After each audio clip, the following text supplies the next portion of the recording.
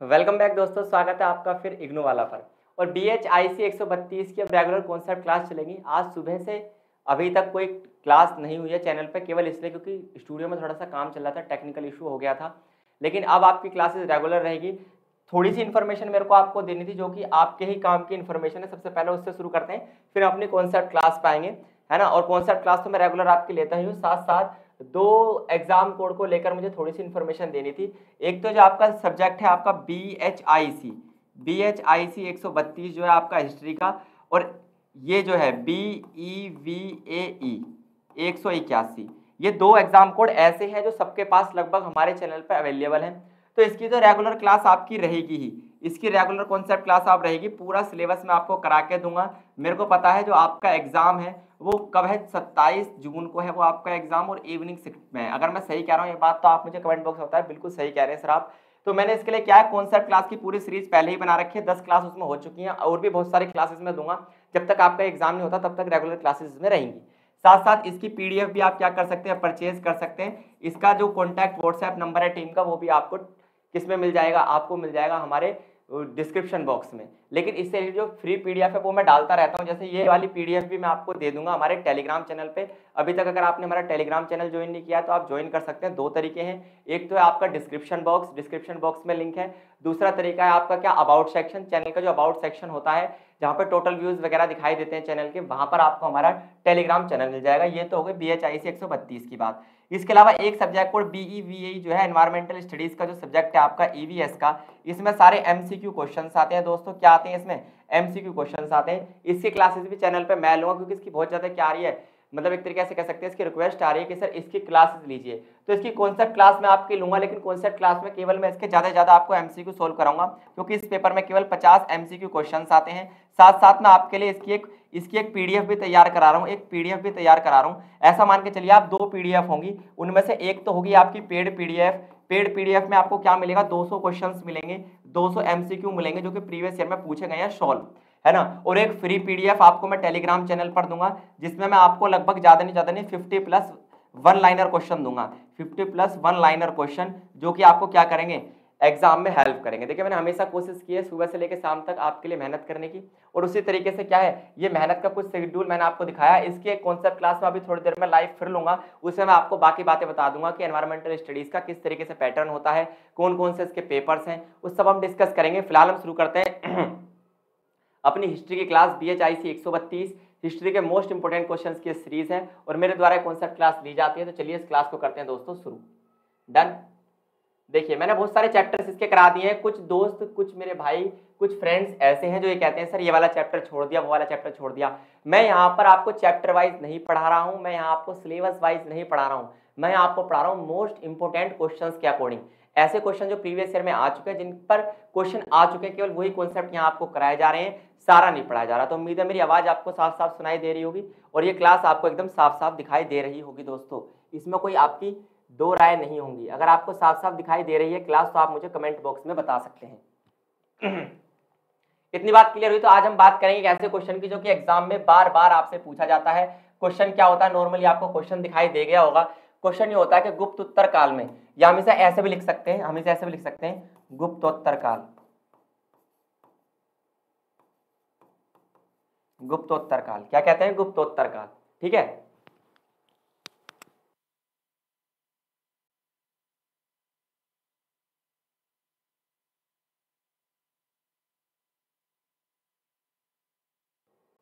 Done दोस्तों, इतनी बात आपको समझ में आई कि गुप्तोत्तर काल क्या होता है। गुप्तोत्तर काल मतलब गुप्त काल के बाद। देखिए गुप्त काल तो मैंने आपको समझाया था कॉन्सेप्ट क्लास में, गुप्त काल क्या होता है। लेकिन अब हम बात करेंगे गुप्त काल के बाद की अर्थव्यवस्था, क्योंकि यहाँ से एक क्वेश्चन हमेशा आता है कि गुप्त काल के बाद अर्थव्यवस्था कैसी थी और समाज कैसा था। यहाँ पर ये क्वेश्चन एग्जाम में आना फिक्स है, फिक्स पैटर्न का ये सवाल है कि आपसे क्वेश्चन पूछा जाएगा एग्जाम में कि गुप्त काल के बाद हमारी अर्थव्यवस्था कैसी थी, भारत की अर्थव्यवस्था कैसी थी, और भारत का समाज कैसा था। तो ये बात आपको याद रखनी है। इस क्लास में मैं केवल आपको यही समझाने की कोशिश करूंगा बार बार कि गुप्त काल के बाद का जो पीरियड है, जब गुप्त काल समाप्त हो चुका था, गुप्त साम्राज्य समाप्त हो चुका था, सातवाहन जैसे शक्तिशाली राजा पतन की ओर जा चुके थे, तो उसके बाद एक नया काल शुरू होता है, जिसे हम कहते हैं गुप्त उत्तर काल, या दूसरा मैंने आपको क्या बताया, गुप्तोत्तर काल। क्या कहते हैं, गुप्तोत्तर काल हम इसे कह सकते हैं।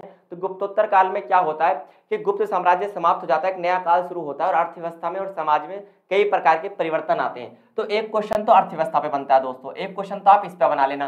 कैसे बनाओगे मैं आपको बताता हूँ, ऐसे बनाना, गुप्त उत्तर काल में भारतीय अर्थव्यवस्था की मुख्य विशेषताएं क्या थी, और फिर दूसरा क्वेश्चन आप इस पे बनाना कि गुप्त उत्तर काल में समाज की मुख्य विशेषताएं क्या थी, समाज की मुख्य विशेषताएं क्या थी, ये आप समझने की कोशिश यहाँ पर करेंगे। डन दोस्तों, इतनी बात क्लियर हुई हो तो सबसे पहले अर्थव्यवस्था को समझने की हम कोशिश करेंगे, एक एक पॉइंट। अर्थव्यवस्था की बात करें तो व्यापार में कमी आई बहुत ज्यादा। यहाँ पर क्या हुआ, भारत के व्यापार में कमी आई। जो व्यापार सालों से होता आ रहा था, अरब देशों से हो रहा था, भारी विदेशी व्यापार हो रहा था, अब वो व्यापार धीरे धीरे क्या होने लगा दोस्तों, कम होने लगा। अब व्यापार होता किन चीजों का था, वस्तुओं का व्यापार यहाँ पर किया जाता था, वस्तुओं का व्यापार होता था। वस्तुओं में भी हर प्रकार की वस्तु यहाँ पर शामिल नहीं थी, या तो आवश्यकता की वस्तुओं का व्यापार होता था, या तो आवश्यकता की वस्तुओं का व्यापार होता था, या फिर विलासिता की वस्तुओं का व्यापार होता था। अब आप कहोगे सर विलासिता की वस्तुएं कौन सी होती हैं, लग्जरी गुड्स। जैसे आज के समय में हमारी लग्जरी गुड्स क्या होती हैं, आज के समय में हमारी लग्जरी जो वस्तुएं होती हैं, प्रतिष्ठा सूचक वस्तुएं होती हैं, वो होती हैं अच्छी कार से मर्सिडीज वगैरह की कार हो गई, आपकी आभूषण हो गए, तो वो सब चीजें क्या होती हैं, विलासिता की वस्तुएं होती हैं जो अमीरी को दिखाती हैं। और आवश्यकता की वस्तुएं जो होती हैं, जैसे आप डेली बेस में यूज करते हैं, डेली नीड्स की वस्तुएं, रोजाना आवश्यकता की जो वस्तुएं होती हैं वो, तो इन वस्तुओं का व्यापार पहले किया जाता था। लेकिन गुप्त उत्तर काल में यानी गुप्त साम्राज्य जब समाप्त हो गया तो व्यापार में तेजी से कमी आई, क्योंकि व्यापार की जो व्यवस्था थी, जो व्यापार की व्यवस्था थी जो गुप्त काल में बनी हुई थी, वो व्यवस्था धीरे धीरे क्या होने लगी, समाप्त होने लगी। और जब व्यापार में व्यवस्था नहीं रही तो धीरे धीरे जो गुप्तोत्तर काल था उसने एक बात सामने लाकर रखी कि व्यापार अब तेजी से नहीं हो पा रहा है, व्यापार में अब थोड़ी सी मंदी की स्थिति देखने को मिली है। दूसरी बात, सिक्कों में कमी आई, क्योंकि सिक्के या तो कुषाण शासकों ने सोने के सिक्के जारी किए थे या गुप्त शासकों ने सिक्के जारी किए थे। लेकिन जब कुषाण शासक गुप्त शासक दोनों समाप्त हो चुके थे, लेकिन हम बात कर रहे हैं अब किस काल की, गुप्त उत्तर काल, यानी गुप्त साम्राज्य तो अब समाप्त हो चुका, अब चल रहा है क्या, उसके उत्तर काल यानी गुप्त काल के बाद की बात कर रहे हैं। तो इसलिए यहाँ पर अब कोई नया सिक्का जारी नहीं हुआ, तो सिक्कों में बहुत तेजी से यहाँ पर क्या आई, कमी आई। नगरों में कमी, क्योंकि गुप्त साम्राज्य में बहुत से नए नगर बसाए गए थे, लेकिन अब वो नगर सारे धीरे धीरे पतन की ओर जाने लगे। और कारण केवल एक ही रहा, क्योंकि कोई केंद्रीय शक्ति नहीं बची, कोई केंद्रीय शक्ति नहीं बची, कोई सेंट्रल पावर नहीं बची दोस्तों। क्या नहीं बची, कोई सेंट्रल पावर नहीं बची, कोई केंद्रीय शक्ति नहीं बची जो क्या कर सके, चीजों को कंट्रोल कर सके दोस्तों, जो क्या कर सके, चीजों को कंट्रोल कर सके, जो व्यापार को, है ना, और जो क्या कर सके, नगरों को बसाने में मदद कर सके। नगरों को बसाना कोई आम बात नहीं होती, नगरों को बसाने के लिए पूरी व्यवस्था की जरूरत होती है, धन की जरूरत होती है, संपत्ति की जरूरत होती है, आधारभूत व्यापार की जरूरत होती है, जो यहाँ पर नहीं थी। इसलिए नगरों में भी धीरे धीरे क्या आने लगी, कमी आने लगी। कृषि की स्थिति की बात करें तो कृषि की स्थिति कैसी थी, कृषि की स्थिति भी बेकार हो चुकी थी पूरी तरीके से, क्योंकि कृषि में भी कोई व्यवस्था देखने को नहीं मिली। तो कुल मिलाकर हम ये कह सकते हैं कि जैसे ही गुप्त काल समाप्त हुआ, भारतीय अर्थव्यवस्था क्या हो गई, भारतीय अर्थव्यवस्था नीचे की ओर जाने लगी। भारतीय अर्थव्यवस्था क्या होने लगी, इसका विकास की गति धीमी हो गई। भारतीय अर्थव्यवस्था की विकास की जो गति थी, विकास की गति कैसी हो गई दोस्तों, विकास की गति बहुत ज्यादा धीमी हो गई, नीचे की तरफ हमारी अर्थव्यवस्था जाने लगी। जो पहले गुप्त काल में विकास की तरफ जा रही थी, और वो कहाँ जाने लगी, धीरे धीरे नीचे की तरफ जाने लगी। इसके अलावा कृषि संबंधों की बात करें तो कृषि संबंधों में मैं अभी अब आपके साथ बात करूंगा किसानों की, है ना, और जमींदारों की। अब किसान और जमींदारों के संबंधों की बात करें तो इस समय कैसे संबंध थे, जमींदार जो होते थे वो भूमि के मालिक होते थे, और किसान जमींदारों की जमीन पर क्या करते थे, खेती करते थे। ऐसे कृषि संबंध यहाँ पर पाए जाते हैं जो कहीं ना कहीं शोषण जैसे हैं, क्योंकि जमींदार वर्ग किसान वर्ग का शोषण करता था, अपनी जमीन पर खेती कराता था, और उन्हें चंद कह सकते हैं चंद हिस्सा देकर, किसका, खेती का कुछ हिस्सा देकर ही यहाँ पर क्या करनी पड़ती थी, मजदूरी करनी पड़ती थी। किसान भूमि के मालिक नहीं होते थे, इसलिए किसान भी खेती में कहीं ना कहीं टाइम पास करते दिखाई देते थे। तो आप ये कह सकते हैं कि गुप्त उत्तर काल में या गुप्त साम्राज्य के पतन होने के बाद जो हमारे देश की अर्थव्यवस्था थी उसमें हर चीज में कमी आई, व्यापार घट गया, सिक्के घट गए, नगरों में कमी आई, कृषि की स्थिति बेकार होने लगी, और कृषि संबंधों में भी कटुरता दिखाई देती है या कड़वापन दिखाई देता है। अब कृषि संबंध भी धीरे धीरे क्या होने लगे दोस्तों, बिगड़ने लगे। आपको इतनी बात याद रखनी है। अगर आपको इतनी बात क्लियर हो गई हो तो फिर हम आगे बढ़ते हैं और एक एक पॉइंट को समझेंगे। अब हम एक एक पॉइंट समझेंगे समाज का। अब एक एक पॉइंट कहाँ का समझेंगे हम, अब हम एक एक पॉइंट समझेंगे दोस्तों समाज का। समाज कैसा था, तो समाज में सबसे बड़े वर्ग तो दो थे, समाज में दो बड़े वर्ग थे। कितने बड़े वर्ग थे, दो वर्ग थे बड़े, है वर्ग थे, दो क्लास थी। वर्ग का मतलब क्या होता है, क्लास। दो क्लास थी समाज में। आज के समय में चलती है ना तीन क्लास, अमीर, मध्य वर्ग और गरीब। ऐसे यहाँ पर दो बड़े वर्ग आपको दिखाई देंगे। एक जमींदार जो जमीनों के मालिक थे, जो क्या थे दोस्तों, जो जमीनों के, जो क्या थे, जमीनों के मालिक, है ना। एक तो थे कौन, हमारे जमींदार जो जमीनों के मालिक थे, और एक किसान थे जो इन जमीनों पर क्या करते थे, खेती करते थे। इसके अलावा समाज में बहुत सी जातियां पाई जाती थी, अनेकों जातियां बन गई। जातियां किसके आधार पर बनी? काम के आधार पर यह जातियां बनने लगी। वो भी मैं आपको बिल्कुल इलाबोरेट करूंगा एक एक पॉइंट को, अभी आप समझ लीजिए। इसके अलावा जो अछूत वर्ग था, जिसे हम पहले शूद्र कहते थे, जिसे हम शूद्र कहते थे, वो एक नया वर्ग यहाँ पर जन्म लेने लगा, यहाँ पर एक नया वर्ग बनने लगा और इसकी स्थिति पहले से बेहतर होने लगी। इसकी स्थिति क्या होने लगी? पहले से बेहतर होने लगी। दस्तकारी आपको पता ही है, हाथ से किए जाने वाले काम को, हाथ से किए जाने वाले जो काम होते हैं, हाथ से किए जाने वाले कामों की स्थिति के बारे में भी हम जानेंगे।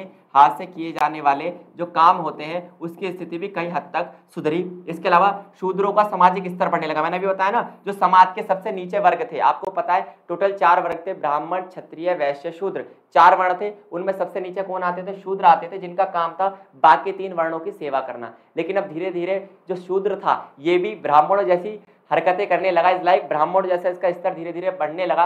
और ये एक अच्छी बात हुई है कहीं ना कहीं समाज में, जब गुप्तोत्तर काल शुरू हुआ, यानी गुप्त साम्राज्य का पतन हो गया और एक नया साम्राज्य बनकर सामने आया, जिसे हम क्या कह रहे हैं? गुप्तोत्तर साम्राज्य कह रहे हैं। तो उसमें महिलाओं की स्थिति भी क्या हुई?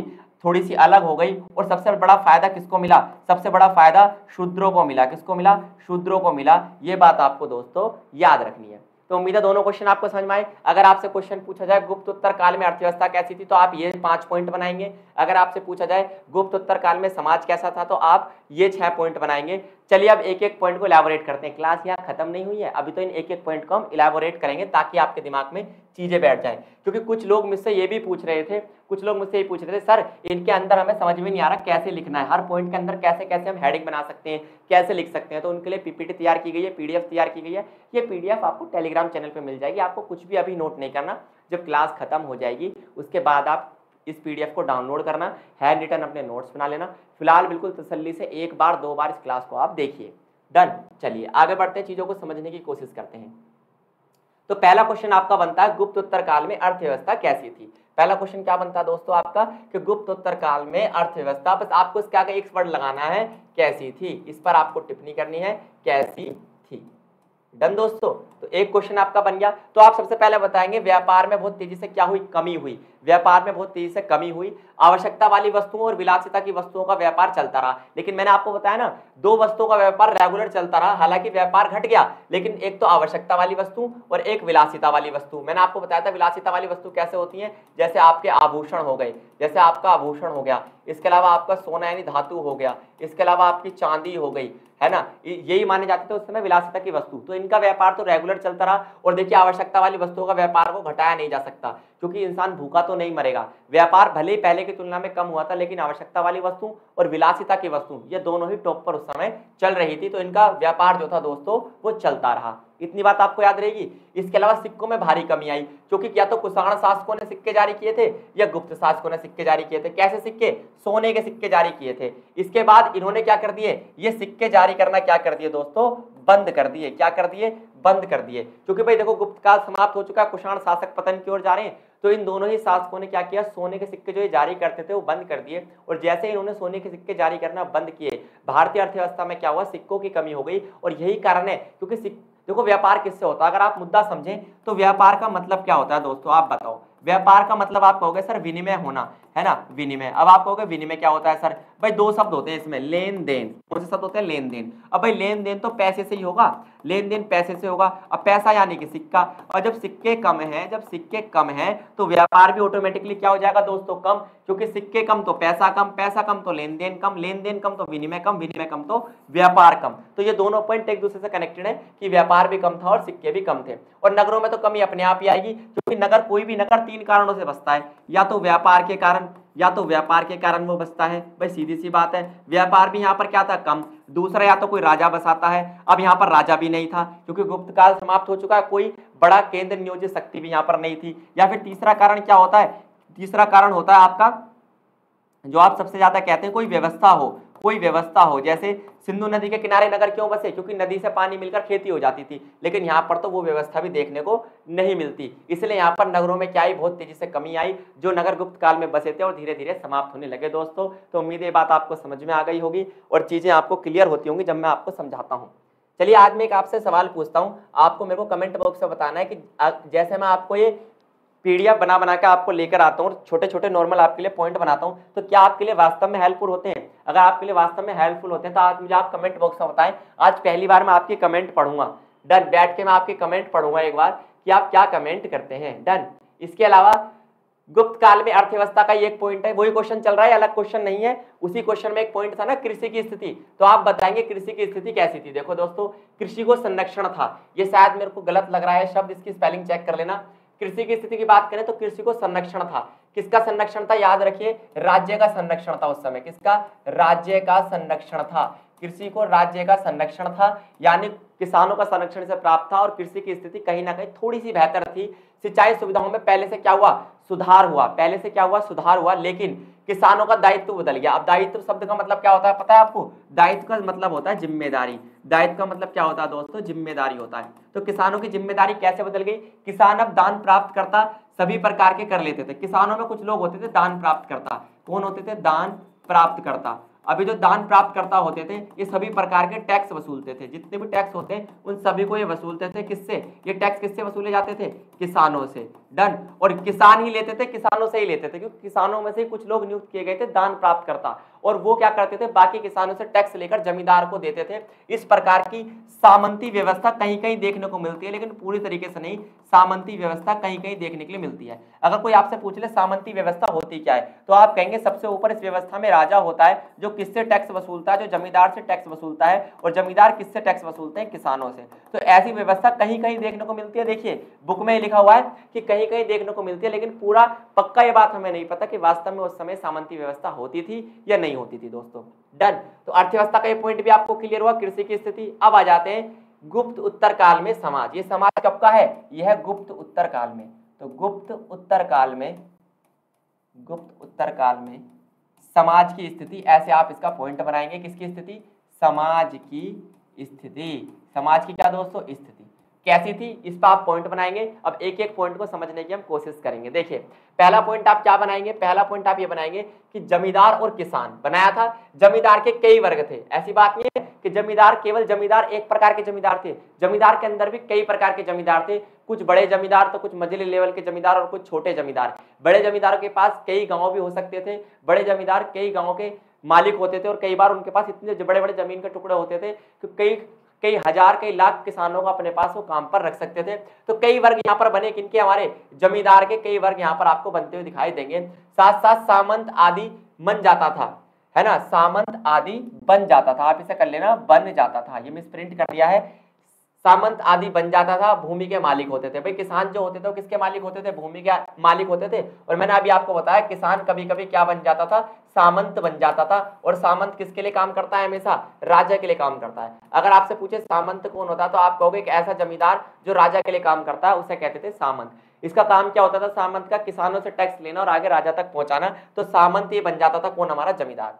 दूसरा पॉइंट मैंने आपको जातियां बताई थी, तो याद रखना जाति कोई एक नहीं थी, बहुत सारी यहाँ पर जातियां आपको देखने के लिए मिलती हैं।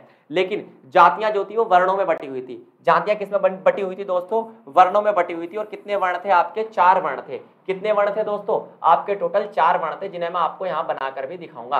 देखिए कौन से वो 4 वर्ण थे, कौन से वो 4 वर्ण थे। देखिए जब भी आपसे पेपर में पूछा जाए जातियां, तो आप जरूर लिख के आएंगे अपने 4 वर्ण। कौन से 4 वर्ण? आप सबसे टॉप पर लिखेंगे ब्राह्मण। सबसे टॉप पर कौन थे? आपके ब्राह्मण थे। ठीक है। दूसरे आते हैं आपके, दूसरे नंबर पर कौन थे? आपके क्षत्रिय। दोस्तों दूसरे नंबर पर थे आपके क्षत्रिय। तीसरे नंबर पर थे आपके वैश्य, है ना? चौथे नंबर पर थे आपके कौन? शूद्र। कौन थे? शूद्र। और शूद्र में एक जाति उभरी थी, यहाँ पर मैंने आपको बताया था अछूत। अछूत जाति। इस अछूत जाति में या तो कसाई वर्ग शामिल होता था, या फिर मछुआरे, या फिर कौन होते थे दोस्तों? मछुआरे हो गए, आपके मलेच्छ लोग जो हो गए वो इसमें शामिल होते थे। ब्राह्मणों की बात करें तो इनका काम होता था वेद पढ़ना या फिर यज्ञ करना। क्या होता था? वेद पढ़ना या यज्ञ करना। इनका काम होता था रक्षा करना, है ना? वैश्यों का काम होता था व्यापार करना। क्या करना? व्यापार करना। और शूद्रों का काम होता था भाई साहब सेवा करना। सबसे नीचा वर्ग ये माना जाता था। लेकिन याद रखिए गुप्तोत्तर काल में सबसे बेहतर स्थिति इसी की थी। किसकी? शूद्र की। सबसे बेहतर स्थिति इसी की हुई, सबसे बेहतर स्थिति। और यही वो वर्ग था जो सबसे तेजी से ऊपर की तरफ उभरता हुआ दिखाई दिया। तो उम्मीद है बात आपको क्लियर होगी और एक एक चीज मेरी बताई हुई आपको समाज में समझ आ रही होगी। डन। इसके अलावा मैं आपकी एक बार कमेंट चेक कर लेता हूं, क्या कमेंट आपकी आ रही है दोस्तों।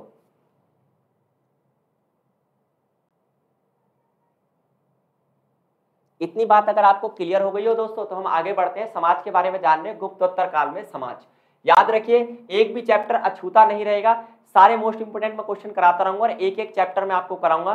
तो एग्जाम तक आप बस मेरी क्लासेस को 2-2 बार भी देखेंगे तो इनफ होगा, चाहे आपको बुक में से कुछ समझ में आ रहा हो चाहे ना आ रहा हो।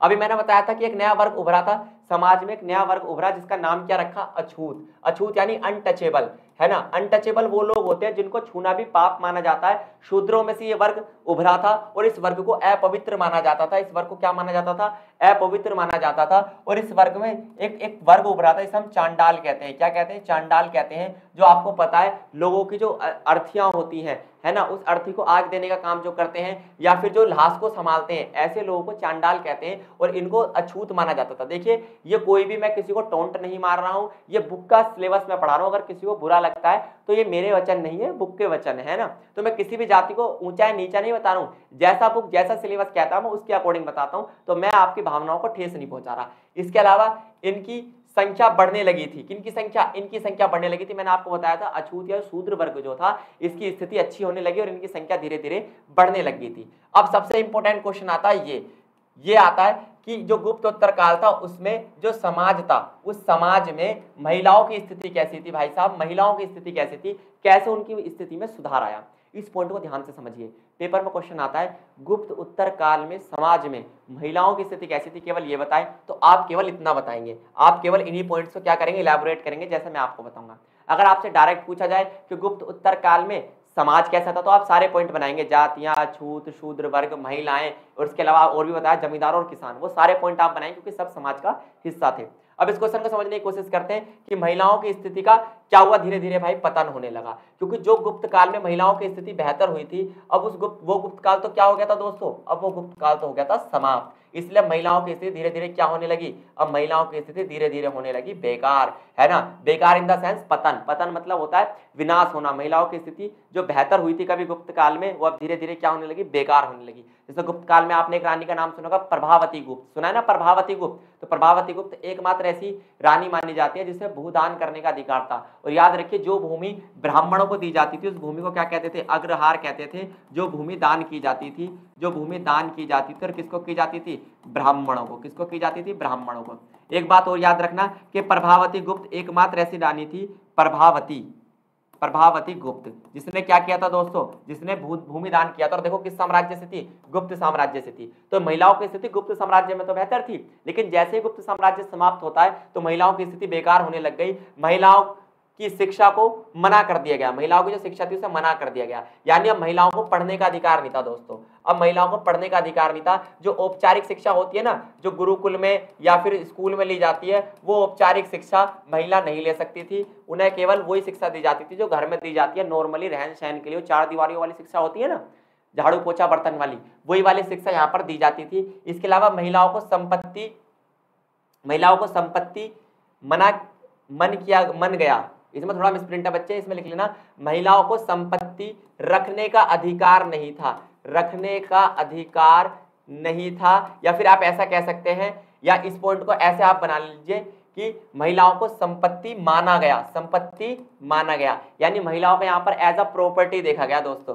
क्या देखा गया, एज अ प्रॉपर्टी देखा गया, एज अ वेल्थ देखा गया। इसलिए तो जब एक बेटी दूसरे के यहाँ ब्याह कर जाती है तो शायद कहते नहीं है कि हम अपनी संपत्ति आपको दे रहे हैं। तो वो सोच यहीं से शुरू हुई कि महिलाओं को यहाँ पर प्रॉपर्टी माना जाने लगा। तो देखिए समाज की कैसी ये कंडीशन है। इसके अलावा प्रतिकूल प्रभाव, महिलाओं की स्थिति पर दो प्रभाव हो सकते हैं, एक तो अनुकूल प्रभाव। अब जो अनुकूल प्रभाव होता है दोस्तों वो होता है अच्छा प्रभाव, गुड इफेक्ट जिसे हम कहते हैं। लेकिन जो प्रतिकूल प्रभाव होता है दोस्तों, जो क्या होता है आपका प्रतिकूल प्रभाव होता है, ये आपका होता है बैड इफेक्ट। तो कैसा महिलाओं की स्थिति पर कैसा प्रभाव पड़ा, बैड इफेक्ट पड़ा। संपत्ति के अधिकार नहीं थे, मैंने अभी आपको बताया महिलाओं को संपत्ति रखने का अधिकार नहीं था। महिला कोई प्रॉपर्टी अपने पास नहीं रख सकती थी दोस्तों। महिला क्या कर सकती थी, केवल समाज में वही चार दीवारी वाली जो सोच है ना बूढ़े बुजुर्गों की, वही सोच के साथ वो महिलाएं जीती थी। तो इतनी बात अगर आपको क्लियर हुई हो, मजा आया हो क्लास में, तो मैं आपको 3 क्वेश्चन लिखवाता हूँ प्रैक्टिस के, उन्हें आप सोल्व करना। क्योंकि अब मैंने सोचा हर क्लास में मैं आपको थोड़ा सा वर्क दिया करूंगा ताकि आप घर से उस वर्क को कर पाए। लिखिए 3 क्वेश्चन, मैं यहाँ पर आपको 3 क्वेश्चन देता हूं। पहला क्वेश्चन आपको लिखना है, गुप्तोत्तर काल में अर्थव्यवस्था पर टिप्पणी करें, अर्थव्यवस्था पर टिप्पणी करें। एक क्वेश्चन तो आपको मुझे ये करके दिखाना है ना। मैं अगली क्लास में पूछूंगा आपसे कि आपने क्या वो क्वेश्चन करे थे या नहीं किए थे जो मैंने दिए थे। इसके अलावा सेम क्वेश्चन आपका बनेगा गुप्तोत्तर काल में समाज की स्थिति बताएं, समाज की स्थिति बताएं। ठीक है, ये क्वेश्चन आपका बन गया दोस्तों। इसके अलावा तीसरा क्वेश्चन आपको जो करना है, गुप्तोत्तर काल में महिलाओं की स्थिति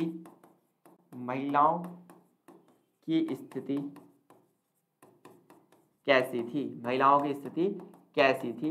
ये 3 क्वेश्चन आपको मुझे करके दिखाने हैं, कैसी थी। ये 3 क्वेश्चन आप मुझे करके कमेंट बॉक्स में अगली क्लास में जरूर बताएंगे कि सर हमने वो क्वेश्चन किए थे। इसके साथ ही क्लास होती है दोस्तों ओवर। फिर मैं आपको रिवाइज कराता हूँ। इस क्लास की पीडीएफ आपको हमारे टेलीग्राम चैनल पे क्लास खत्म होते ही मिल जाएगी, वहां से आप डाउनलोड कर सकते हैं इस पीडीएफ को, तब जाके क्वेश्चन आप सोल्व करने की कोशिश करना। और दूसरी बात, ये जो है BHIC 132, इसका आपको पता ही है, इसकी पेड पीडीएफ का जो आपको व्हाट्सएप नंबर है वो डिस्क्रिप्शन बॉक्स में मिल जाएगा। उसमें 4 साल के क्वेश्चन पेपर सोल्व कराए गए हैं। थैंक यू, धन्यवाद, नमस्कार दोस्तों।